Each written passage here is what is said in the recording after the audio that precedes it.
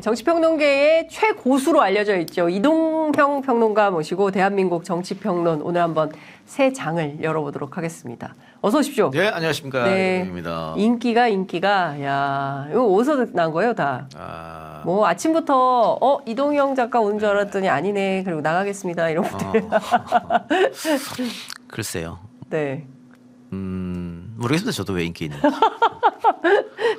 살짝 겸손하려다가 마음을 바꿨나라는 생각이 예, 동영이 형 뭐 직접 소통하는 거 재미있어요.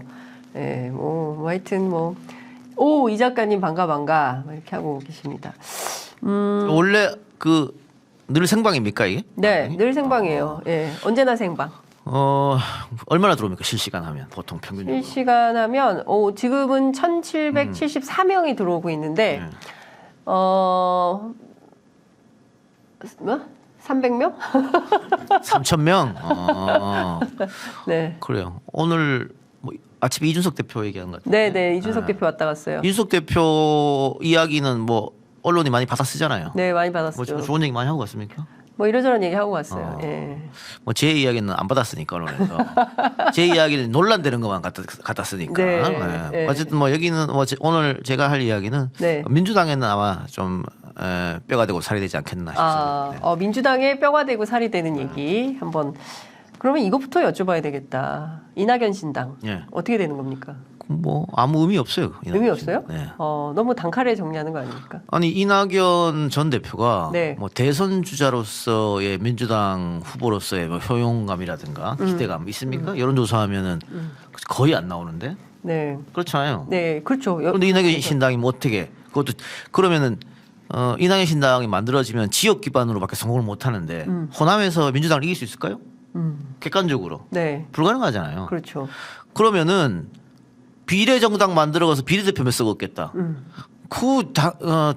국무총리까지 하시고 대권에 나가려고 했던 사람이 비례대표 몇 개 얻으려고 신당을 만들어요? 거기다가 만일 선거제도가 병립형으로 돌아가면 그것도 효능 없는 거잖아요. 그렇죠. 그러니까 아무 의미 없는 거예요. 의미 없다. 근데 의미 없는데 어제 기자들이 굉장히 많이 보도를 했어요. 보도한 거는 그렇게 해갖고 이재명 스크래치 내려는 거죠. 민주당 스크래치 내려고. 이재명 스크래치 내려고 하는 거다. 그러니까 기자들의 언론의 의도는 이낙연에 있지 않고 그렇죠. 이재명 스크래치에 있다. 이낙연 입을 통해서 이재명을 비판한 거잖아요. 계속 이렇게 띄우면서 이 대표한테 어떻게 생각하십니까? 그럼 어떻게 기분 나쁘다 그래요 거기에 대해서? 그렇게 하려고 하는 거예요. 의도가 그런 거지 뭐. 네. 여러 가지 이제 소위 비명계 만들잖아요. 원칙과 상식. 어제는 연대와 공생. 이름은 좋습니다. 연대와 공생. 몸풀기에 들어갔다. 그리고 내년 총선 앞두고 정당 하시겠습니까? 그러니까 다당제 여러 갈래의 고민을 하고 있다면서 다당제 가능성을 좀. 참 나쁜 사람들이야. 누가 나빠요? 지금 주장하는 사람들. 네. 왜 나쁜 사람이라면요. 네. 정말 다당제를 원하고 비례성을 확보하고 그걸 원했으면 국회의원 되자마자 2020년도죠. 네. 되자마자 그런 사람들이 모여가지고 우리가 이런 게 필요하니까 일단 국회의원을 늘리자. 국회의원을 늘려야 연동형을 하든 아니 완벽한 준연동을 하든 연동을 하든 할 거 아니에요. 네. 그래 국회의원 늘리고 비례성을 확보하고 그런 거 하나도 얘기 안 하다가 6개월 선거 6개월 앞두고 와갖고 다당제가 필요하다. 비례성을 확보해야 된다. 이미 300명을 이상은 못 늘린다고 해놓고 뭐 어떻게 하겠다는 얘기예요. 그러니까 준연동형으로 가가지고 거대 정당을 위성정당 만들지 말고 우리 몇 개 얻을게 이 소리밖에 아닌 거잖아요. 거기다가 원칙과 상식이든 공생과 연대든 단수 줄게 해봐요. 그거 뛰쳐나가서는 아무도 없습니다. 단수 공천 준다 그러면 아무도 안 나가지. 아무도 안 나가고 민주당에서 단수 공천 받아가지고 당선된다. 없던 이야기를 하겠습니다. 저희는 이런 거 만든 거는 당연히 그렇게 하겠죠. 그 자기들은 공천하고 관계가 없다고 하지만 그렇게 뻔뻔하게 거짓말을 하지? 난 그렇게 봐요. 너무 뻔뻔하게 거짓말을 한다. 그러면 실제로 민주당 안에서 비명계로 통칭되는 소위 이제 지난 경선 때 이낙연 후보와 함께했던 세력들 상당히 있잖아요. 이분들이 이 당을 뛰쳐나가가지고 이낙연 대표 깃발 아래서 아닙니다. 그게 아닌 게 뭐냐면 그때 이낙연과 함께했던 사람들은 이낙연이 좋아서 함께했던 사람들이 아니에요. 이낙연이 좋아서 함께 있는 사람들 윤영찬 정도밖에 없어요. 그럼 이 사람 하나예요, 윤영찬? 그 정도밖에 없는. 지금 남아 있는 건 윤영찬밖에 없잖아요. 누가 남아 있습니까 옆에? 뭐 그러네요. 그러니까 그때 함께한 사람들은 뭐냐면 이낙연이 좋아서보다 이재명이 싫어서 거기 간 사람들이에요. 내가 이재명은 지지 못하겠다 죽어도. 그래서 거기 간 사람들이 대부분이에요. 네. 그러니까 지금 다 빠져나온 거잖아요. 거기다가 이낙연이 그 다음 대통령 후보로서 충분히 가능성이 있다. 그럼 거기 줄 서죠. 근데 지금 그렇게 안 보이잖아요. 누가 보더라도. 네. 안 따라갑니다. 안 따라가요. 그러니까 언론이 지금 알고 쓰는지 모르고 쓰는지 모르겠는데 뭐 이낙연이 신당을 만들면 이낙연 주축으로 비명계들이 모일 거다. 택도 없는 말씀이에요. 자 그러면 이재명이 좋아졌습니까? 이재명이 싫어서 간 사람들인데 이재명은 도저히 할 수 없다 해서 간 사람들이 그냥 있는 거잖아요. 그러니까 있는 사람들은 현실 판단하는 거지. 네.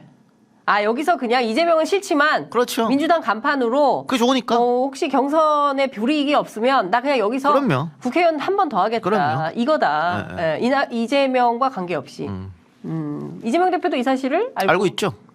근데 중요한 것은 그러면 이제 경선 룰 관리를 공정하게 잘 하면 앞으로 민주당의 어떤 경선 뭐 잡음이라든가 뭐 공천 잡음 이런 거 없어요? 아니요. 있죠.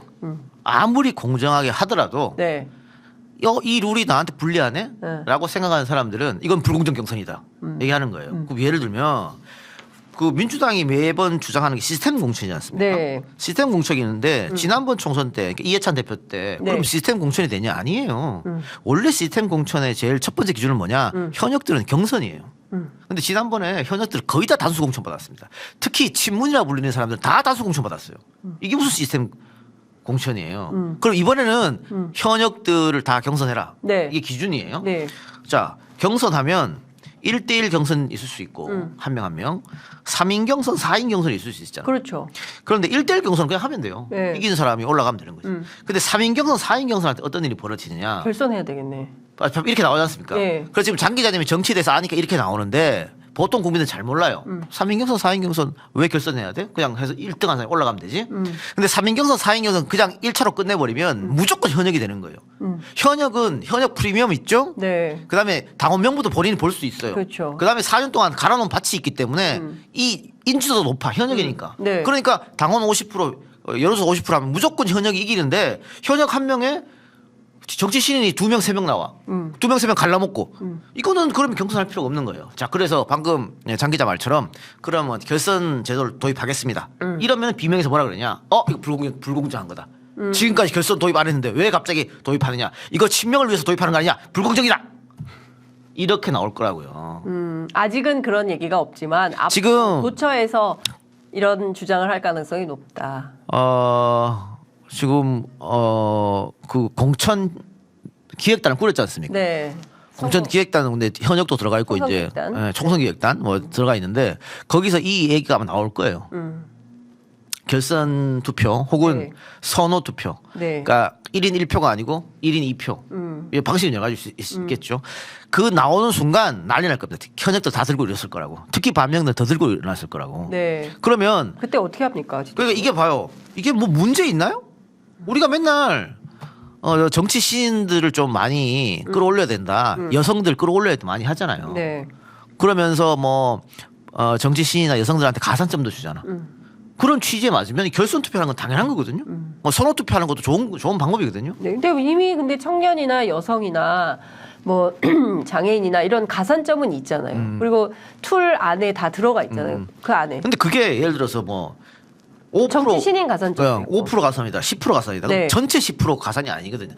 내가 얻은 표의 10%이기 때문에 네. 이거는 사실은 그 현역들한테는 크게 위협이 안 되는 거예요. 그러니까 지금 전반적으로 보면 민주당의 경선이라는 것이 현역에게 유리한 유리하게 돼 있죠. 구도이기 때문에 현역과 정치 신인들이 동등하게 경쟁할 수 있는 룰을 다시 세팅해야 해줘야죠. 된다. 그러니까 그렇지 않으면 정치 신인들 들어가기가 굉장히 어렵다. 당원 50% 여론조사 50%잖아요. 네. 이것도 현역에 유리한 거예요. 그렇잖아요. 왜?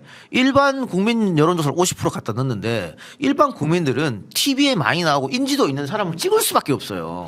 그렇죠. 현역이 나왔다. 예를 들어 뭐 저기는 3선 4선 의원이고 여기는 이동형이 나왔다. 일반 국민들 이동형을 어떻게 알아요? 그렇기 때문에 이 자체도 시민들한테 불리하다고. 그렇기 때문에 다른 조건을 마련해 줘야 되는데 이거 만드는 순간 불공정 경선이다. 이렇게 나올 거라고. 자, 그러면 여기에서 이재명 대표나 당 지도부는 어떤 결심과 결단을 해야 됩니까?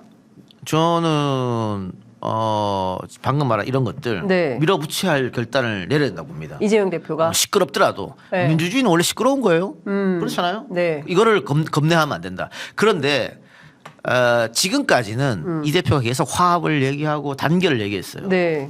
그거는 이재명의 비주류이기 때문에 그럴 수 있다고 봐요. 주류가 아니잖아. 네. 근데 총선이 다가오고 공천 시즌까지 화합 뭐 이런 명분 이야기하면서 칼을 휘두를 때 못 휘두른다. 그럼 이 대표는 그냥 그 각 정당의 대표는 될지언정 대통령 못 됩니다. 이재명 대표. 그런 식으로 자꾸 양보하고 양보하면 현역들한테 계속 양보하면 뭐 민주당의 대표는 할 수 있지만 앞으로 대통령은 하기 어렵다. 휘두를 때 휘두를 줄 알아야 됩니다. 정치인은 네. 결단 내릴 때 주자만. 아니 근데 진짜 사실 요새 이재명 대표 너무 조용하다. 그런 얘기가 있어요. 안 보인다. 이재명이 안 보인다. 요새 민주당 당대표 홍익표인가? 왜냐면 홍익표 대표와 인터뷰도 많이 하고 적극적으로 나서니까. 근데 뭐 인터뷰도 안 하고 잘 속마음을 모르겠다. 그러니까 본인 유튜브만 하니까 그런 고민이 있는데 그리고 이런 비명계 입장에서는 이런 질문도 가능할 것 같아요. 자 그렇게 바꾸면 결국 이재명 대표, 이재명 사당화를 하려고 친명들 들여보내려고 이렇게 룰 바꾸는 거 아니야? 라는 의심. 공당의 사당화가 어디 있습니까? 그러면 네? 옛날 김대중 총재가 총재할 때 민주당이 김대중 사당화였어요? 노무현 대통령이 열린우리당 만들었을 때 그게 노무현 사당이라고 불렀습니까? 그 문재인 대표가 만들고 그 난딩구랑 싸워가지고 결국은 그 사람들이 다 안철수 따라 나갔을 때 그 네. 문재인 사당이라 그랬어요? 땅 그래놓고 왜 이재명 보고 사당이래?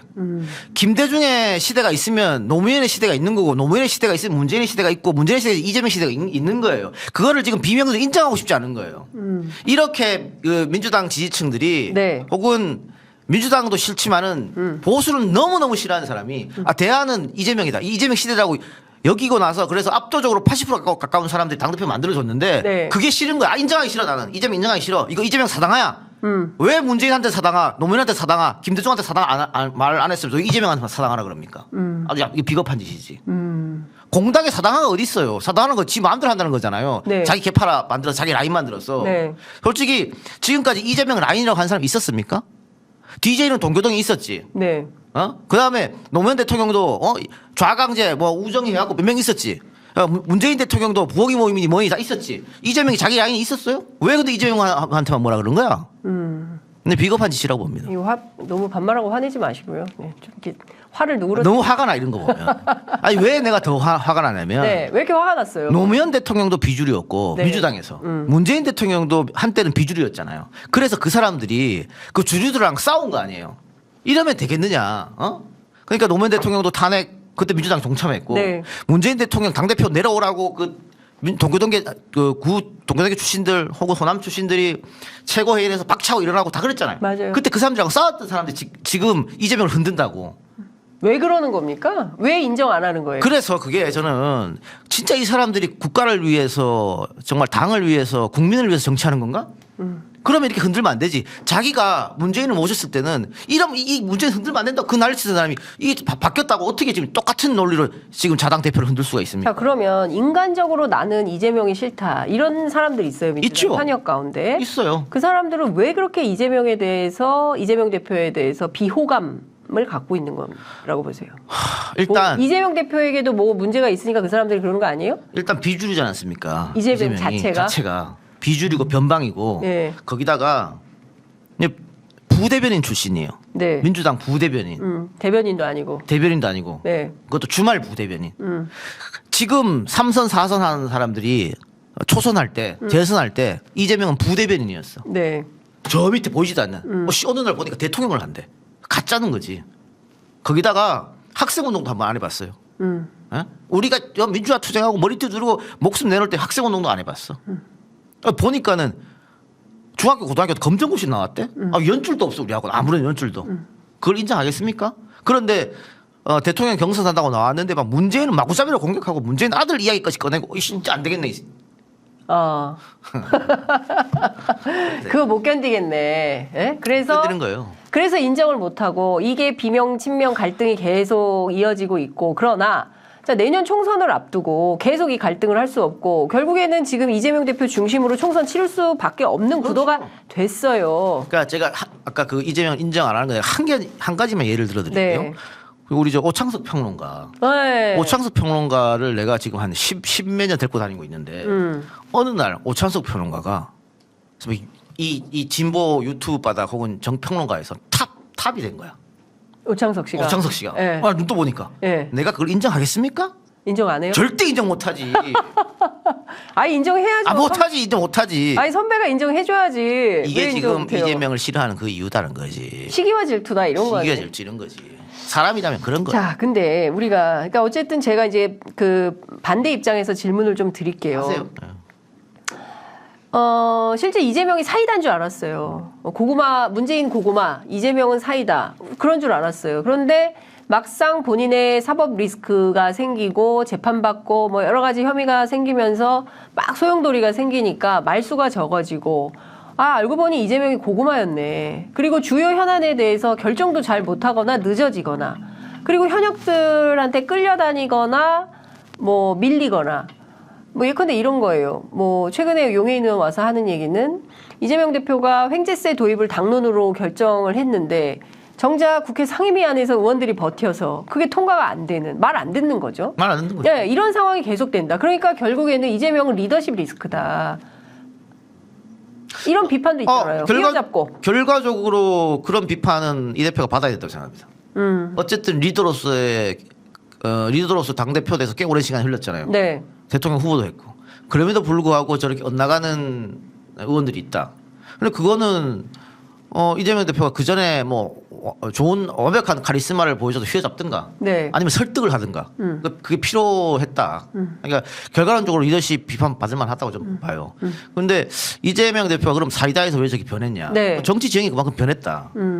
그리고 이재명 대표는 지금 어떻게 보면은 살얼음판을 걷고 있는 거거든요.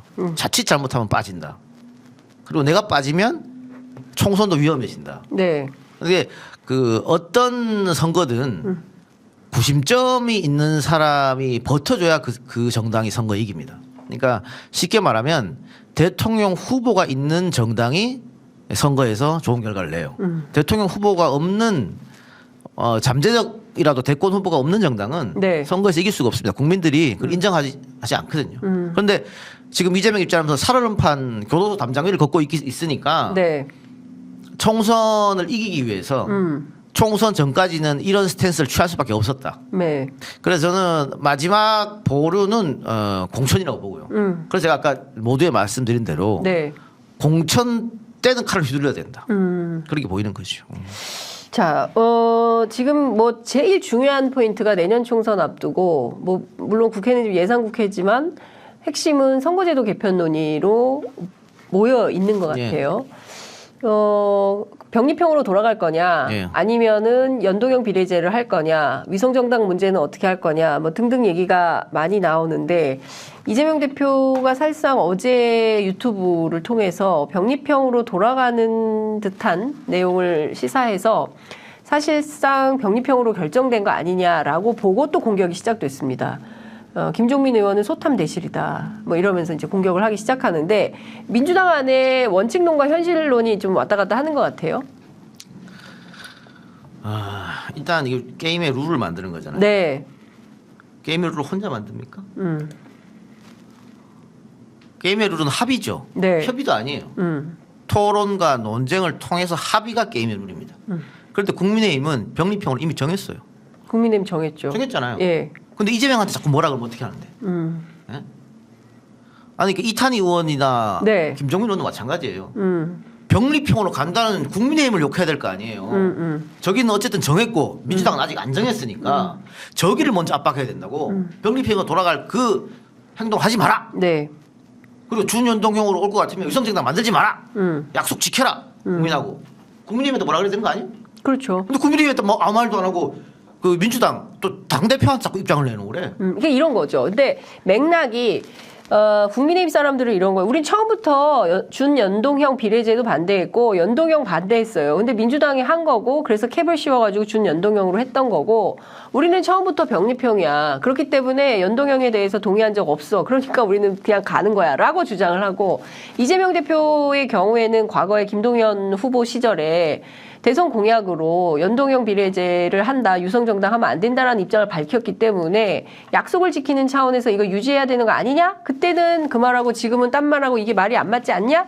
라는 비판을 하는 거죠. 그러니까 이런 거네 그러면. 국민의힘은 원래 나쁜 놈이니까 걔들 말 들을 필요 없어. 네. 이거랑 똑같은 거잖아요 그게. 아까 얘기했지만 합의를 해야 되는데. 네, 합의가 안 되니까. 아니 저기서는 병립형이래. 네. 여기는 준연동을 칩시다. 합의가 안 되는데 어떻게 할 거냐고. 합의가 안 되는데 그러면. 자, 그럼 여기서 하나 더 질문을 하면 실제로 손해를 보는 거예요. 손해를 보죠. 25석. 예. 예, 뭐 25석이 됐든 35석이 됐든 눈 뜨고 코베일 수는 없는 거 아니냐. 그럼 민주당으로서는 현실적인 선택을 할 수밖에 없다. 이런 결론인 거죠. 그렇죠. 그게 왜냐면 아니 정치를 기본적으로 왜 합니까? 공적 마인드로 하는 거 아니에요? 특히 이렇게 우리 지금 네. 서울의 보험이라는 영화도 있었습니다만 극악무도한 정권이 들어섰다. 민주당 입장에서는. 그래서 국민들이 고통받고 있다. 특히 지금 뭐 가계부채도 급증하고 뭐 여러 가지 것들이 있는데 네. 금리 인상부터 전기료 뭐 이 모든 게 지금 총선 뒤로 다 밀어놓은 상태잖아요. 네, 총선 끝나면 큰일 날 일이 벌어질 겁니다. 많죠. 네. 그런데 이 상황에서 국민의힘이 총선을 승리한다? 우리 국민들 삶이 얼마나 피폐해질 것 같아요. 그러니까는 죽기 살고 이번 선거는 이겨야 한다. 이게 전제가 돼야 되는데 네. 아니 젖잘 싸도 좋다. 저기가 반칙하더라도 우리는 정정당당하게 명분을 갖고 하면 국민들 인정해 줄 거야. 졌는데 무슨 인정이 어디 있어요. 국민들 삶이 힘들어졌는데. 무조건 이기는 전략을 해야지. 그럼요. 선거에서. 그게 국민들을 위하는 거예요. 그렇지 않나요? 지금 윤석열 정권 2년 차 들어서 가지고 지금 얼마나 삶이 피폐해졌습니까? 그 생각은 안 하고 무슨 뭐 선비처럼 우리는 정정당당하게 지겠습니다. 이게 말이 되냐고. 이게 말이 안 되는 거지. 그래서 준연동형 좋아요. 네. 좋은데 그렇게 하려면 저기하고 약속을 해서 정말로 위성정당 안 만드는 걸로 그렇게 가든가 아니면 저기서 반칙하면 여기도 만들어야지. 저기서 반칙하는데 여기도 안 한다? 그렇게 하자? 그거는 좀 불가능한 일이라고 봅니다. 그럼 그렇게 하려면 정치하면 안 돼요. 근데 이런 거죠. 그러니까 중요한 포인트는 과거에 해놓은 말이 있고 지금 상황에서는 국민의힘이 사실은 정상적인 정당이라고 보기 어렵기 때문에 뭐 협치도 안 되고 그러는 거 아니겠어요? 일방적인 주장과 뭐 만나주지도 않고 뭐 이런 상황이 1년 반 넘게 지속됐기 때문에 정상적인 정치가 안 되는 상황에서 우리만 금도를 지켜라 그럴 수는 없다. 민주당도 현실적 그럼요. 선택을 해야 된다. 자꾸 약속 말씀하시는데 네. 뭐 대선 공약이고 이재명이 약속했고 DJ는 정계 은퇴했다가 번복했어요. 대국민 약속을 번복했습니다. 그래서 그거 번복했다고 우리가 DJ를 욕합니까? DJP 연합 그것도 나중에 번복했죠. 그런데 DJ가 정계 은퇴 선언할 때 나중에 내가 정계 복귀해야지 그 생각하고 했겠습니까? 아니잖아요. 그런데 정치적 상황이 그렇게 만들 수밖에 없는 거 아니에요. 똑같은 거예요. 이재명이 약속했어. 약속을 못 지킬 수도 있는 거지 뭐 그거를. 근데 이제 뭐 그런 거잖아요. 근데 그러니까 좀 뭐 그렇게 얘기를 하면 얘기가 막 이렇게 건너가기 때문에 제가 뭐 더 말씀을 좀 드리기는 좀 어려운 건데 우리가 보면 민주당은 늘 선거 연합으로 대통령을 당선시켰어요. 뭐 DJ도 마찬가지였고 노무현 대통령도 뭐 그렇게 됐던 건데 지금 상황에서 보면 한국적 정치 현실이 연합 정치는 점점 절실해지고 있는데 이번에도 또 연합 정치를 하지 않고 민주당한테 의석은 많이 몰아줬지만 결과적으로 국민들에게 이익이 되는 정치로 돌아오지 않는다면 총선은 이길지 모르겠지만 대선에서 다른 시민들이 민주당을 지지할까에 대한 생각, 그러니까 총선뿐만 아니라 대선 전략을 동시에 써야 되는데 이번 총선 이기고 대선 지면 그건 또 무의미한 거 아니겠어요? 선거연합을 어디랑 합니까? 민주당도 있지만 정의당도 있고 용해인당도 있고 여러 가지 진보 정당들이 있잖아요. 그러니까 그런 정당들은 무의미하다 이렇게 보는 거예요? 그 민주당 지지자들이 민노당 시절에 네. 기본적으로 전제를 깔고 갔어요.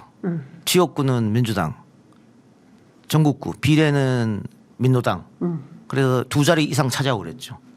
꽤 오랫동안 그 틀을 지켜왔습니다. 민주당 연합정. 지지자들이 자발적으로. 그리고 민주당도 뭐 노회찬 이런 분들 지역구에 후보 안 내고 자발적으로 그렇게 했어요. 그래서 정의당이 그 연합 정치에 호응했습니까? 그래서 지난 대선에 심상정 대표가 뭐라 그랬습니까? 윤석열 대통령 왜 안 되냐고 그랬잖아요. 연합 정치를 했나요? 그리고 정의당이 유호정 의원부터 시작해서 쭉 와갖고 4년 동안 정의당이 도대체 뭘 했습니까? 민주당 이중대 하기 싫어가지고 국민의힘 이중대 한 거 아니에요? 스스로 정당을 가치를 떨어뜨리고 스스로 망가뜨린 거 아닙니까? 근데 지금 누구랑 연합을 한다는 겁니까? 저는 민주당 지지자들이 연합정치 한다고 자 준연동형 만들어가지고 민주당은 약속했으니까는 유성정 안 만들어. 저기는 만들었지만 줄 데가 없다고 생각해요. 아니, 민주당은 주면 사표니까 못 주지. 정의당 줄까? 진보당 줄까? 아니 안 해 표. 이럴 확률이 더 높다. 오히려 이준석 신당 같은 게 더 많이 갖고 간다. 그게 결과론적으로 뭐가 도움이 되죠? 그렇게 하면 총선에서 이깁니까? 아니라고 보거든요. 그거는. 표 줄 데가 없다 지금. 연합정치 하더라도. 예. 연합정치를 하고 싶어도 연합정치할 대상이 없다. 용해인 의원 말씀하셨지만 네. 저는 용해인 의원이 기본소득당을 만들어서 어쨌든 민주당 위성정당을 통해 가지고 들어왔잖아요 국회의원에. 네. 그리고 4년 동안 잘하고 민주당 지지자들이 이렇게 박수를 보내준 사람이 없어요. 자기당도 아닌데 박수 엄청 보내줬잖아요. 맞아요. 그런데 이번에 자기가 비례를 한 번 더 하겠다는 거 아니에요? 난 욕심이라고 봐요. 용해인의 욕심이. 욕심이지 비례를 2번 연속하는 게 어디 있습니까? 김종인도 아니고. 오히려 어떻게 해야 돼요 용해인은? 본인은 지역구 가겠다. 그 자기 기본소득당 남아 있으니까 거기에 다른 사람을 비례를 1번 주든가 그러면은 용해인 같은 사람이 박수를 받고 있기 때문에 네. 민주당에서 그 지역구 후보 안 낼 거라고. 그런 식으로 나가는 게 맞지. 저 비례 한 번 더 할게요. 이런 욕심이 그거 떳떳하게 이렇게 말하는 욕심이 어디 있어. 그러니까 지금 상황을 종합해 보면 민주당 입장에서는 연합정치 하고 싶어도 연합정치할 대상이 없다고 봐요. 첫 번째 그리고 두 번째 정의당의 행보, 용해인의 행보 둘 다 사실상 민주당 지지자들 입장에서 볼 때는 좋은 점수를 줄 수 없고 연합의 가치를 부여하기 어려운 상대다. 현재의 상황에서 놓고 보면 내년 선거에서 가장 중요한 윤석열 정부 중간평가 성격의 선거에서 민주당이 똘똘 뭉쳐가지고 병립형으로 일단 1등 그리고 다수 의석을 차지하는 게 제일 중요한 선거 전략이다. 이렇게 정리하면 될까요? 되는데 이게 네. 제가 이렇게 말하니까 병립형을 자꾸 주장한다고 오해하시는 분도 계신데 네. 그게 아니라 이 선거는 현실이니까 저쪽 당에서 준연동동을 안 한다니까 그런 방법이 없다는 거예요. 현실적으로 이럴 수는 있겠지. 민주당이 굉장히 강력하게 주장을 해서 네. 당신들이 병립형 옛날로 돌아가서 그렇게 얘기하니까 그런데 그건 어쨌든 퇴행 아니냐 우리 민주정치에. 네. 그러면 병립형으로 가되 예? 비례는 그 권역별로 가자. 그러면 최소한 지역주의 타파라는 명분은 되지 않겠느냐. 그렇게 하면 경상도에서도 뭐 민주당 후보가 나오고 네. 호남에서도 국민의힘 후보 나올 거 아니에요. 그런 식으로 하자. 뭐 그런 건 할 수 있겠죠. 그러니까 뭐 권역별 병립형 뭐 그렇죠. 이런 얘기를 하시는 거예요. 네. 근데 이제 이런 거예요. 그러니까 대한민국 정치를 많이 고민해 왔던 사람들은 87년 체제를 넘어서야 되는데 네. 이 87년 체제를 넘어서기 위해서는 선거제도 개편이 제일 중요한 거고 그리고 이제 앞서 연합할 대상이 없다라고 했지만 지금 뭐 김준호 변호사 같은 사람 정의당 뭐 비대위 만들어서 또 막 열심히 하고 있는 거잖아요. 그리고 또 용해인 신당도 좀 뭐 사회민주당, 뭐 또 열린민주당 이런 쪽이랑 뭐 연대해서 또 선거연합 정당을 만들어 보겠다고 하는 거. 물론 이제 비례당이고요. 그러니까 뭐 다양한 정치 실험들이 있고 그리고 표의 등가성이 반영되는 뭐 이게 꿈 같은 얘기처럼 들리긴 하지만 그래도 우리는 그런 방향으로의 정치 발전을 위해서 논의를 해왔단 말이죠. 근데 다시 또 병립형으로 돌아가서 현실적 선택을 할 수밖에 없다면 그럼 양당이 갈라먹는 또 체제가 되는 거는 그 정치 퇴행 아닙니까 그거는? 그러니까 그렇게 그게 중요하면은 네. 왜 임기 초반부터 강력하게 얘기하지 않았느냐. 임기 초반 국회의원들이 그러니까 그때 이낙연 대표였죠. 참 답답한 사람들이야. 2020년도에 왜 총선 6개월 남겨도 그런 얘기를 하냐는 말이에요. 예를 들면 하려면 그때 했어야 된다. 진보신당 같은 경우에는 네. 오래전부터 당이 있었잖아요. 네. 그럼 그거 인정해요. 그런데 지금 이렇게 해서 준연동형으로 가면 장담하건대 당이 몇십 개 우후죽순으로 막 생겨납니다. 그럴 수 있죠. 그게 뭐 자신이 사상과 이념을 가지고 당 맞는 거 아니에요. 그냥 비례 한 석이라도 얻을까 싶어서 우후죽순으로 막 생겨난다고. 이게 그러면 한국 정치 미래를 위해서 좋은 겁니까? 그래서 민주당이 정권을 잡고 민주당이 3분의 180 가까이 했잖아요. 그럴 때 그러면 왜 87년 뛰어넘자 권력구조 개편 못했느냐. 지금 민주당의 중심이 386들 아닙니까? 386들이 87년 체제 벗어나고 제일 강력하게 주장한 사람들 아니에요? 그때는 팽팽히 놀다가 왜 지금 와서 이런 얘기를 하냐고. 힘 있을 때 좀 바꾸지. 그리고 이 87 체제가 문제가 있다는 건 다 우리가 다 공감하는 거잖아요. 그거는 국민의힘도 인정하는 거예요. 이대로는 안 된다. 다만 뭐 소소하게 약간의 차이점은 있겠지. 뭐 예를 들어서 대통령 중임제를 권력구조에서 중임제를 하다든가 뭐 다른 거를 뭐 이원 집정구제 하든 여러 차이점이 있겠지만 네. 87년은 뛰어넘자는 게 다 똑같잖아요. 네. 그럼 진짜 모여가지고 대통령이 힘 딱 제일 임기 초반에 국회의원 이렇게 많을 때 딱 가면 가는 거지 뭐 그걸 어차피 국민 투표해야 되는 건데. 문재인 정부 초기에 했어야 됐다. 저는 그렇게 봐요. 저도 그렇게 봅니다. 지금 KBS 예. 문제도 맞습니다. 예. 그때 처음에 그 언론개혁 하자고 했을 때 했으면은 박민 이런 사람 나타날 수 있습니까? 그러니까요. 안 하고 계속 안 하고 있었잖아요. 안 하고 지금 와서 한대. 이러면 박수를 못 받죠. 그러니까 제가 이재명 대표에 대해서 높이 평가하는 대목은 어찌됐든 법안을 다 통과시키고 있어요. 물론 윤석열 대통령이 거부권을 행사해서 문제긴 하지만 이낙연 대표 시절보다 훨씬 더 적극적으로 개혁 입법을 추진을 한다. 그런 면에서는 이재명 대표에 대한 점수가 진보 진영에서는 높을 수밖에 없다라는 생각이 좀 듭니다. 뭐 그 점에 대해서는 뭐 이론의 여지가 별로 없는 것 같아요. 그러니까 다만 지금 윤석열 정부라는 점, 윤석열 대통령의 통치가 잘못되고 있는데 이거를 견제할 수 있는 힘을 어떻게 만들 거냐라는 점, 이게 중요한 것 같아요. 지난번 그 전주 보궐에 네. 민주당이 후보를 안 냈잖아요. 네. 그래서 진보 신당이 당선됐지 않습니까? 진보당. 진보당이.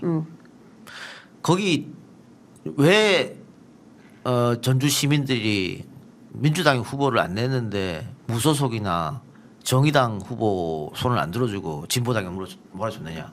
그거는 특히 정의당이 처절하게 반성해야 될 부분이에요. 그러니까 스스로가 망가뜨린 겁니다. 누구 탓할 수가 없어요. 그러니까 제가 아까 어디랑 정치연합하느냐가 바로 그런 얘기거든요. 그러니까 우리 진보 정당들도 예전에 머리띠 들고 팔뚝 던지든 팔뚝 휘두르든 그런 게 아니잖아요. 대중 정치하려고 만든 거 아니에요, 당을? 그럼 대중 속에 파고 들어가야지. 자꾸 대중을 가르치려고 엘리트주의 하려고 그렇게 해서는 안 된다. 변해야 된다는 거. 네. 뭐 하여튼 정의당의 세 번째 권력 같은 경우에는 심정적으로 이준석 전 대표하고는 통하는데 용해인하고는 또 같이 못하겠다 이런 주장을 했어요. 이준석하고 같이 하라 하세요, 그러면. 왜? 하여튼 뭐 그런 분위기다. 그러니까 이게 참 이런 것 같아요. 그러니까 그동안 가지고 있었던 진보의 정통성이라든가 민주진보 진영의 문제라든가 이런 것들에 대해서 헷갈리기 시작했다. 뭐 원래 뭐 하려고 했었던 건지 본류가 뭔지 그게 궁금해지는 상황이 됐다. 이런 말씀을 좀 드리겠습니다.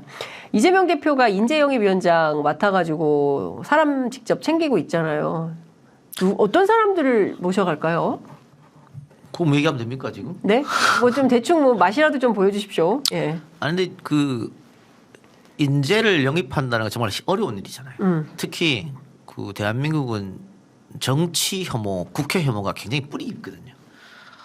특히 요즘은 더하지. 그래서 다들 정치를 안 하려고 해요. 네. 옛날에는 정치를 하는 게 꿈과 낭만이었고 또 돈을 많이 번 사람은 한번 또 도전해보고 싶은. 근데 지금은 안 그래요. 다들 안 하려고 해요. 또 가족들이 엄청 반대하고 장관 같은 건 우린 시켜줘도 안 합니다. 그 청문회 가서 이거 다 틀려야 되는데 안 하. 그래서 뭐 깨끗하고 참신한 사람 없어요. 있어도 안 올라 그러니까. 그러니까 인재영입하는 게 굉장히 쉽지 않아. 네. 그러면 포커스를 어디 맞춰야 되냐면 우리 당의 부족한 거 이런 거에 좀 포커스를 맞춰야 돼요. 예컨대 어떤? 그 국민의힘에서 민주당을 계속 색깔을 공세하잖아요. 네. 근데 이게 철지났다고 하지만 또 먹히 부분 먹히거든. 그냥 그거를 좀 뭐 감안할 수 있는 거. 그러니까 예를 들어서 김병주 의원 데리고 와서 아주 좋았거든. 네. 사성 장군. 예?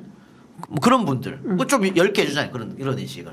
뭐 그런 분들이 좀 필요하다. 그리고 뭐 그 2030 남성에 대한 대선에서 표가 없었으니까. 네. 그것도 대변할 만한 뭐 그런. 그러니까 우리가 좀 약한 부분 고리 그런 부분을 좀 공략하는 게 좋겠다. 민주당의 청년 정치가 너무 약하다. 그래도 저쪽 당은 뭐 이준석도 있고 뭐 천하람도 있고 있는데 민주당에 누가 있냐. 물론 젊은 정치인들이 있습니다. 그런데 별로 주목받지 못해요. 왜 그렇다고 보세요? 아픈 부분이네요. 아파요? 아프지 민주당으로서. 저도 아니 뭐 민주당 당직자처럼 얘기를 하네. 아니지만 네. 국민의힘 이준석부터 시작해서 뭐 천하람 신인규, 네, 신인규. 김재섭 이런 친구들 보면 부러워요. 야 여기는 없네. 민주당은 없어. 민주당은 있잖아 586. 좀 안타깝지. 그리고 그 친구들은 네. 어쨌든 굉장히 그 사안마다 국민의힘의 자당을 비판할 걸 비판하면서도 네. 그렇게 보이지만 진영 논리에 철저하거든. 그런데 민주당 청년이라고 나가는 사람들은 그게 없어. 영악하지 못해. 그러니까 결국은 내가 TV나 라디오 매체에 나가서 이야기하는 거는 우리 진영 잘 되라고 나가는 거거든요. 그러니까 나 같은 사람이야. 우리 진영의 아픈 부분도 자꾸 짚고 긁고 해서 올바르게 하려고 하는 거고. 네. 거기 나가는 사람들은 그런 게 아니거든요. 네. 근데 저쪽 애들은 영악하게 하는데 우리 쪽 애들은 전혀 영악하지 못해. 좀 답답해. 그게. 왜 그런지 나도 모르겠어. 그걸 좀 훈련을 좀 시키세요. 정치학교를 만들어서. 필요하다고. 예를 들어 진성준 의원 같은 경우 당직자 출신이잖아요. 네.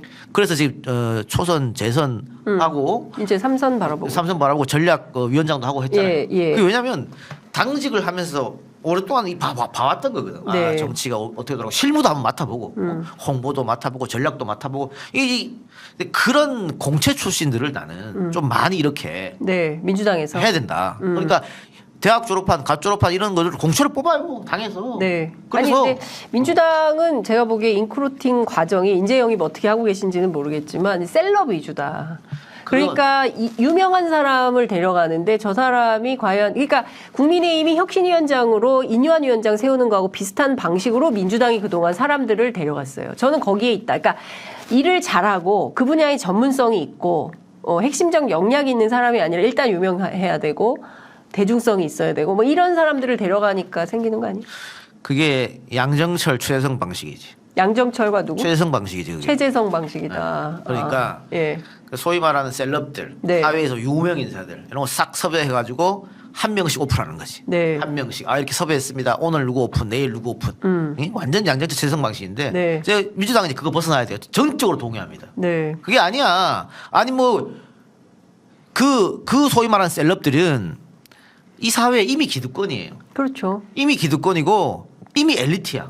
그 사람들이 예를 들어서 윤석열 정부 하에서 윤석열 정권하고 싸울 수 있겠습니까? 못 싸워요. 내가 따뜻한 안방에서 무럭무럭 자랐는데 이념한 말처럼 아랫목에서 컸는데 네. 어떻게 싸웁니까? 싸운 적이 없는데 늘 박수 받고 산 사람인데 예를 들어 치세 때는 괜찮겠지.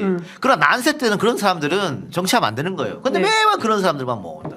그래서 당에서 좀 오랜 기간을 두고 젊은 친구들을 뽑아가지고 전략도 시켜보고 로테이션으로 네. 홍보도 시켜보고 총무도 시켜보고 당의 전략국 홍보국 총무국 다 있잖아요. 한 바퀴 쓱 돌려보고 의원실도 한번 넣어보고 이렇게 해갖고 진짜 공천을 좀 줘라 그런 사람들한테. 예. 그게 필요하다고 봐요. 그러니까 뭐 꽃들만 이렇게 그러니까. 있는 거죠. 네. 예. 그래서 보긴 좋아요. 근데 일은 못 한다.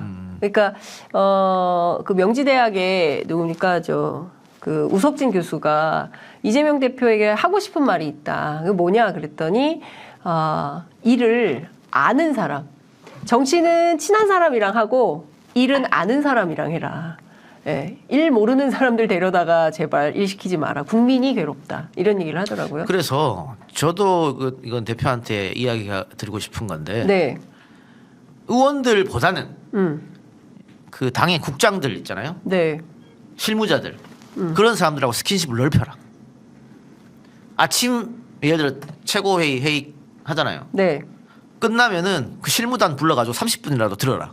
그 실무단 일 더 잘해요. 그 예를 들면 이번에 그 문제가 됐던 플랜카드 있잖아요. 네. 그 결국은 최고회의에서 오케이해서 나온 거거든.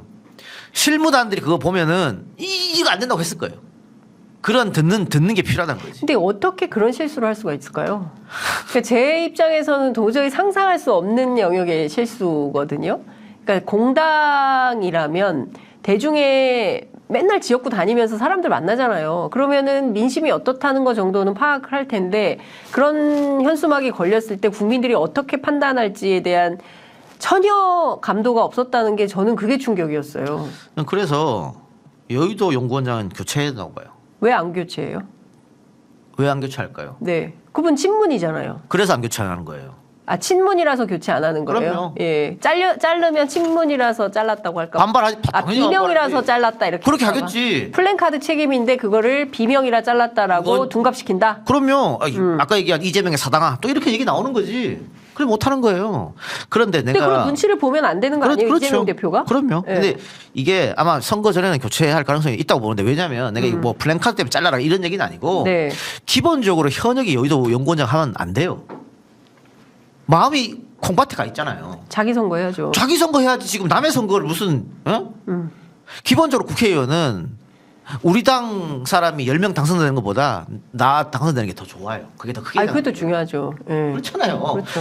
그런데 마음에 콩밭에 가 있는 사람을 여의도 연구원장에 안 친다? 이건 말이 안 되고 여의도 연구원에서 가장 많이 하는 게 여론조사잖아요. 네. 뭐 전략도 짜지만 여론조사 해가지고 아, 이 지역에 누가 가면 좋겠다. 그래서 뭐 전략으로 꼽기도 하고 그런데 현역이 가 있으면 내 주위의 사람들 당연히 팔이 안으로 굽지. 이렇게 하면 공정한 여론조사가 안 된다고. 그러니까 현역이 있으면 안 된다. 그래서 이 교체가 필요하다. 네.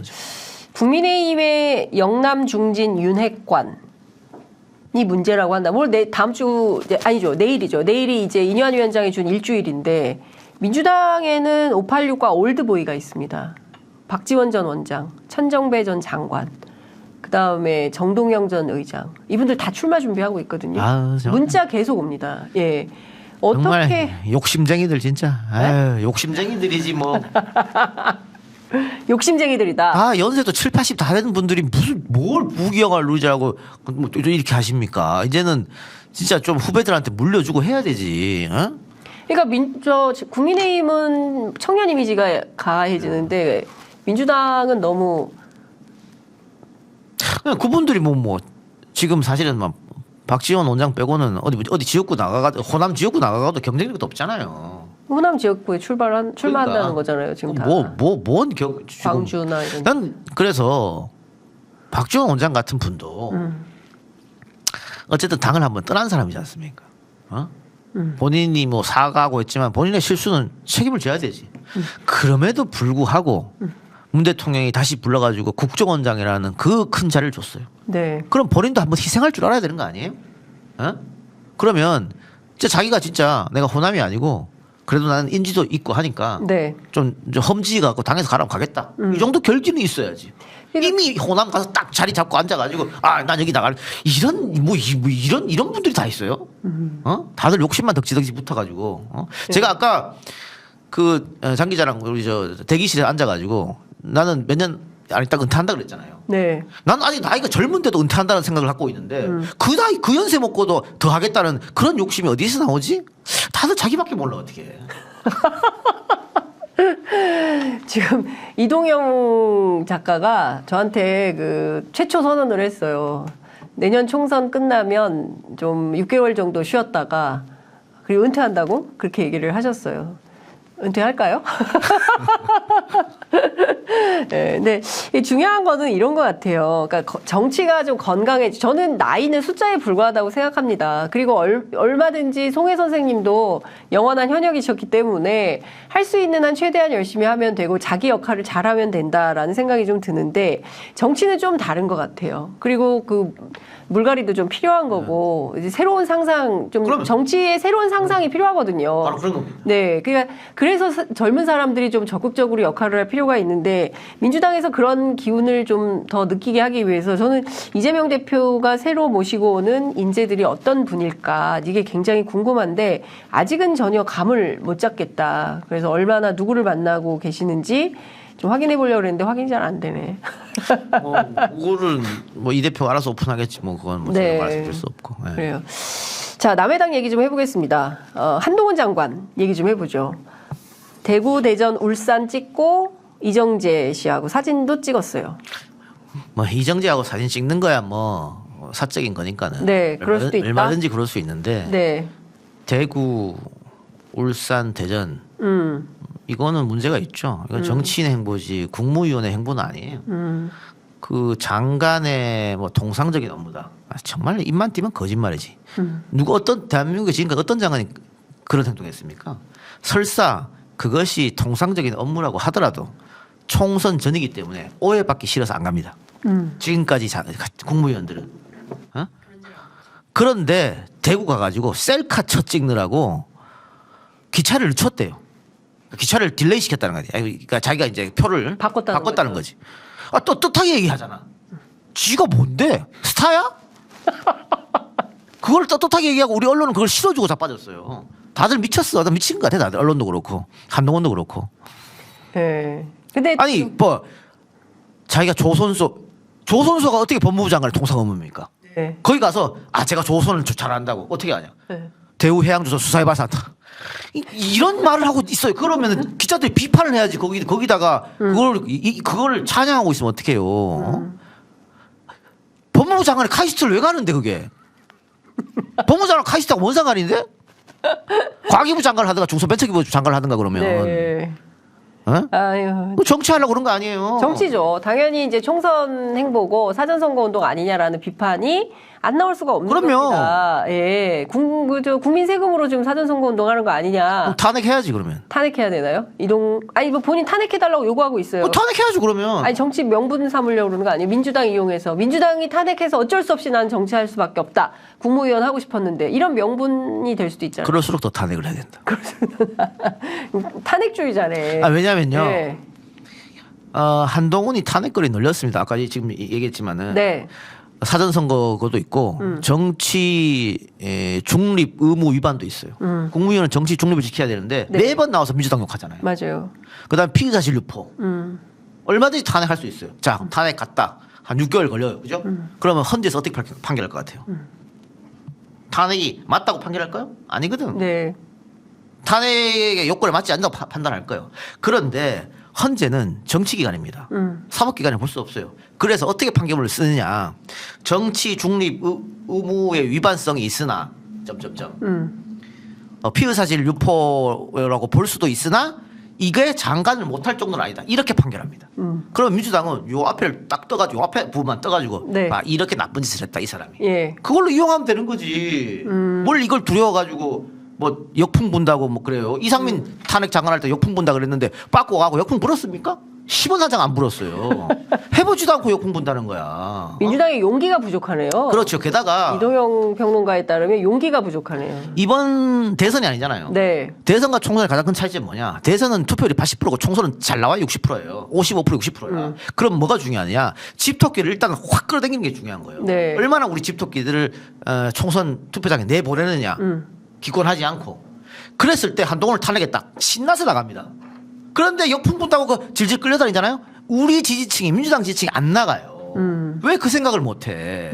중도층 잡는다고 하는데 총선에서 중도층 잡을 생각하지 마요. 10명 중에 6명밖에 투표 안 하는데 거기 중도층이 어디 있어요? 아니, 투표율은 더 오를 수도 있어요. 예. 그리고 그 강서보궐 선거만 하더라도 평소에 한 20% 했지만 이번에 투표 많이 했어요. 그 왜 했습니까?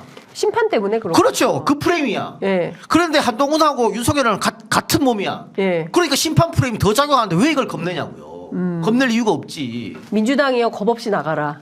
뚜벅뚜벅 나가라. 나한테 민주연구원장을 시켜줘봐. 씨. 이동영을 민주연구원장으로 좀 시켜달라는 얘기가. 아니 한동훈 탄핵 우리 민주당 지지자들 얼마나 시원해 생각할까. 네. 역풍 같은 거 없어요. 6개월 동안 안 보면 좋지 뭘 그래. 그리고 장관들 다 탄핵시키면. 그래서는 안 되죠 또. 네. 지금 보면 아니 당장 내일 이동관 탄핵이 예고돼 있어요. 탄핵도 아닌데 뭘. 네? 이동관. 그 장관도 아니잖아요. 뭐 장관급 국무위원이라고 주장을 하는데 국무위원은 또 아니죠. 아니 게다가 여론조사하면 행정기관장이죠. 여론조사하면 6대3으로 나온다고. 네. 대통령 지지랑 똑같이 나와요. 맞아요. 탄핵하라가. 근데 왜 망설이냐고 이거를. 아니 한대요 내일. 뭐 해야지. 해야 돼요. 아니, 제가 뭐 민주당 대변인 같네. 한대요 내일. 어쨌든 민주당은 한다고 했습니다. 하태경 의원 있잖아요. 종로 출마 선언했어요. 어떻게 보세요? 나는 교통정리가 된 줄 알았거든요. 네, 아니더라고요. 그왜 정치 희한하게 하네 정말. 김기현 대표가 엄청 화를 냈다는 거예요. 아니 그럴만 하죠. 본인이 나가려고 했었는데 내가 종로 가려고 그래? 했는데 하태경이 선수 쳤다 이래가지고 김기현 대표가 엄청 화를 냈다는 겁니다. 아니 현역이 있는 곳을 간다고 하는 것 자체가 네. 아니 현역이 있다는 거는 거기가 험지라고 볼 수 없는 거 아니에요? 어쨌든 국민의힘이 이긴 곳이니까. 근데 이제 지난번에는 보궐이든 어쨌든 간에 네, 안 냈죠 후보를. 네. 그러면 교통정리를 당연히 해야지. 그래야 이런 이야기 안 나오는데 교통정리 없이 했다 그러면 당연히 이런 얘기 나오죠. 네. 그래서 그 처음에 이뇨한 위원장이 네. 하태경 보고 네. 서대문에 오라 그랬어요. 맞아요. 일각에 내가 나간다는 말이 있으나 나는 안 나갈 테니까 하태경 여기 와라. 거기 가면 되는데 왜 종로로 갔을까 하태경은? 이뇨한이 나간다는 얘기네 서대문에. 네. 그런 얘기네. 그런 거죠. 그런 네. 거예요. 네. 그러니까 지금 상황을 보면 국민의힘 전략도 참 특이하다. 이준석 대표가 신당 만든다고 하잖아요. 뭐 상당히 영향이 있다. 민주당에도 실제로 돌려보니까 영향이 없지 않다라는 얘기가 나오고 있는데 뭐 한다면 험지로 간다는 거예요. TK. 예, 뭐 대구에서 출마 가능성이 있다. 이렇게 이준석? 네, 이런 얘기. 지역구로? 네, 그런 얘기를 하는데 이재명 대표에 대해서도 험지 출마 요구하는 사람들이 있습니다. 그리고 TK 전략이 없다. 이번에도 TK는 버리는 거냐 민주당이 이런 얘기를 합니다. 어떤 선거 전략이 필요하다고 보세요? 아니 네. 국민의힘에서 중진들 험지 가라. 음. 그 호남 가라 그런 얘기예요 그게? 네? 호남 가라는 얘기냐고 험지 가라는 얘기가. 민주당? 아니 국민의힘에서 예. 이뇨한이 수도권 서울 가라. 험지면 호남까지 왜 수도권 가라 그러지? 수도권이 험지라고 생각하는 거죠. 국민의힘 사람들은. 그러면 이재명한테 왜 그러면 TK를 가라 그래요? 자기들은 호남 험지 안 가면서 왜 이재명 보고는 TK를 가라는 거야? 거기 죽으러 가라는 얘기인데. 죽으러 가라는 거다. 험지라고 하는 것은 네. 내가 열심히 하면 이길 수도 있는 가능성이 있는 곳이 험지지 죽으러 가라는 건 험지가 아니죠. 그 영남 둥지들한테 호남 가라는 건 죽으라는 얘기잖아요. 네. 살아 돌아올 수 있어요? 그러니까 호남 가라는 얘기 아무도 안 하잖아. 근데 이재명 보고는 왜 영남을 가래? 그것도 TK를 가래? PK도 아니고? 그 죽으라는 얘기지 그게 무슨 험지야. PK라면 내가 이해를 하겠어요. PK는 부산 가라면 이해를 하겠어. 네. 당대표로 그 부산을 좀 이렇게 해라. 네. 그런데 TK를 가라. 안동을 가라. 그 죽으라는 얘기지. 그게 무슨 험지예요. 너는 죽어서 살아 돌아오지 말라는 얘기지. 네. 다 말장난이지 그게. 말장난에 불과하다. 그럼요. 자, 그럼 이재명 대표 인천 계양을에 다시 출마합니까? 그러니까 거기 네. 좀 보태면은 네. 이준석도 뭐 대구 험지다. 그럼 호남 가지? 험지 갈 거면 맨날 호남 얘기해두마. 네. 그 호남 가라 그래요. 이재명이 TK 갈 것 같으면. 네. 자기는 호남 안 가면서 왜 이재명 보고 TK 가라는 거야? 다들 나쁜 사람들이야 어디. 논리적도 안 맞고 명분도 네. 없고. 네. 그건 그렇고. 아니 근데 이재명이 이제 TK에 대해서는 민주당에 있는 누굽니까 김영권 의원 같은 이제 그런 분들이 TK에서 오래 정치하면서 굉장히 어려웠는데 여기에 민주당에 있는 TK 출신들이 같이 내려와서 편대를 이루어서 좀 해보면 해볼만하다 이번에는 지난번 정세하고 다르기 때문에 이런 주장도 하는 거죠. 그래서 김영권 전 의원은 열심히 그렇게 TK에서 했으니까 비례 한번 줬잖아요. 근데 뭐. 뭘 더 바라냐? 그걸로 땡이다.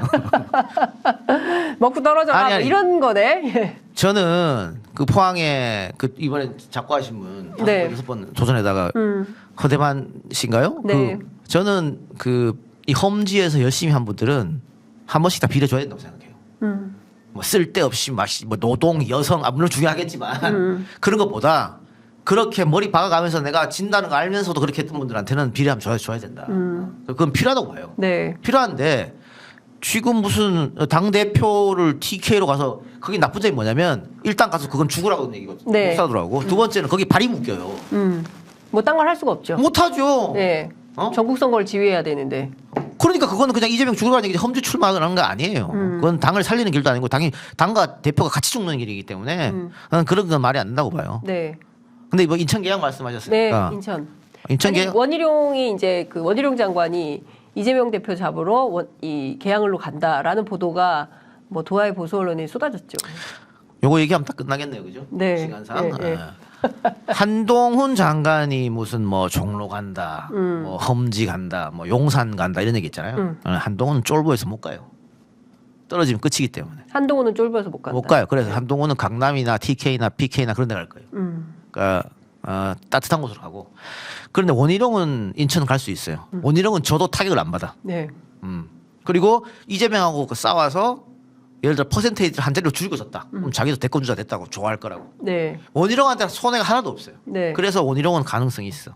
그런데 이재명은 이걸 받아주는 순간 전국 선거 내기 또 발이 묶여요. 그래서 저는 원희룡이 온다 그러면 이재명은 다른 선택을 했나 봅니다. 어떤 선택이요? 그 지금 봤을 때는 병리평으로 돌아갈 가능성이 많잖아요. 네. 그러면 그 옛날 DJ나 JP 가던 식으로 비례 제일 끝번 받는 거지. 제일 끝번 받고 제 앞에까지 당선시켜 주십시오 하면서 자기는 전국을 누비는 거죠.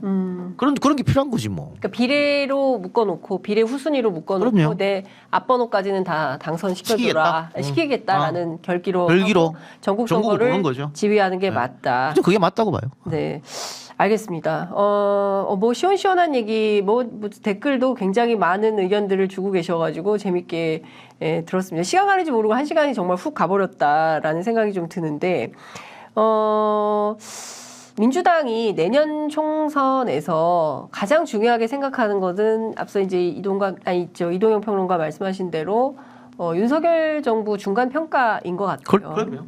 그런데 그 심판론 말고 뭐 윤석열 나쁘다 이건 뭐 전 국민이 동의하는 거고 부정평가가 60%니까 다 알겠는데 그래서 민주당 어떤 대안이 있는 정당인 거냐, 수권 능력이 있는 대안 정당으로서 뭘 보여주고 있냐, 이것도 좀 필요한 플러스 알파는 뭐냐, 이게 비어 있다라는 비판도 있습니다. 그것도 뼈아픈 부분인데 지난번에 압승해서 한 180개 얻었잖아요. 네. 그래서 민주당이 바뀌었냐? 그러니까요. 뭘 했는데? 그 대통령 시켜달라 해서 대통령 시켜줬어. 대통령 시켜줬더니 의석이 모자라서 일을 못한대. 네. 그래 의석도 180석 몰아줬어. 네. 지방 권력이 부족하대. 지방 권력까지 싸그리 다 갖다 줬어. 네. 그런데도 아무것도 못했어요. 그래서. 그리고 또 주세요 손 내미는 거 진짜 민구스러운 일이다. 그리고 나서 대선 졌잖아요. 그렇죠. 부산 한번 바꿔달라고 한 번만 바꿔주면 우리가 할 수 있다고 해줬더니 부산시장 이상한 짓 해버렸어. 말도 안 되는 짓거리 해버렸어요. 어떻게 또 달라고 합니까? 그런 부분 처절한 반성이 필요하다. 네. 그리고 아까 대통령이 되면은 힘 있을 때 개혁을 해야 된다. 그 YS가 처음에 집권하자마자 90% 지지율 90%를 넘겼어요. 네. 그거는 가장 힘 있을 때 가장 좋은 것들을 개혁적으로 밀어붙였거든. 그러니까 이번 총선에 아마 지금 이 분위기면 민주당이 꽤 크게 이길 겁니다. 그러면 그거 바탕으로 해서 정말 계획적인 거 눈치 보지 말고 좀 해달라. 지금 그 전에 우리는 이렇게 하겠습니다. 이렇게 하는 거 전 민구스럽다고 봐요. 국민들 안 믿을 거 봐요. 네. 선거는 제일 중요한 게 이제 구도, 이슈, 인물인데 네.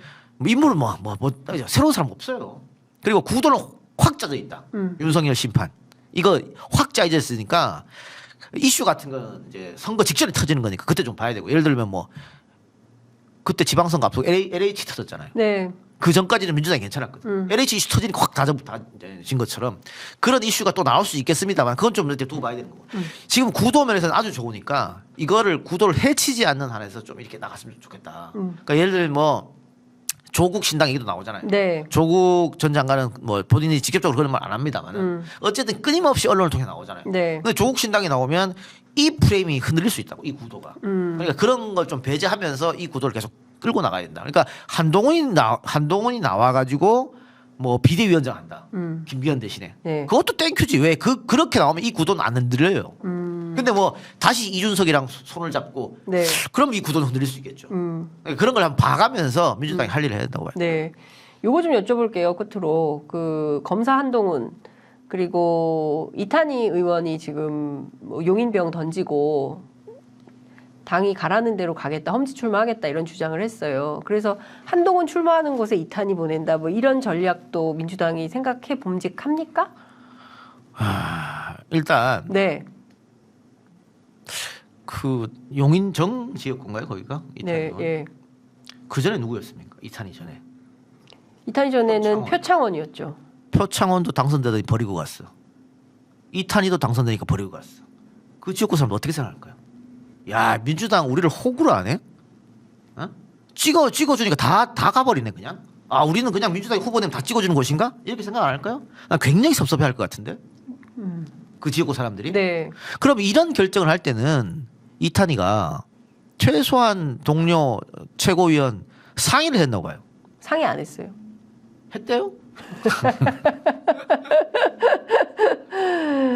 좀 아쉽습니다 그런 게. 네. 그래서 아니 그거는 뭐 지역구 구민들한테 뭐 사과는 했지만 민주당의 입장에서 보자면 전략적으로 이탄희 의원의 이런 선택은 잘못됐다라는 평가를 해주신 걸로 이해를 하고 그래서 한동훈 대항마로 이탄희를 쓸 거냐 말 거냐. 아니 이게 있잖아 한동훈은 험지로 안 간다니까요. 험지로 가야 그런 대결 구도가 생기지. 네. 아니.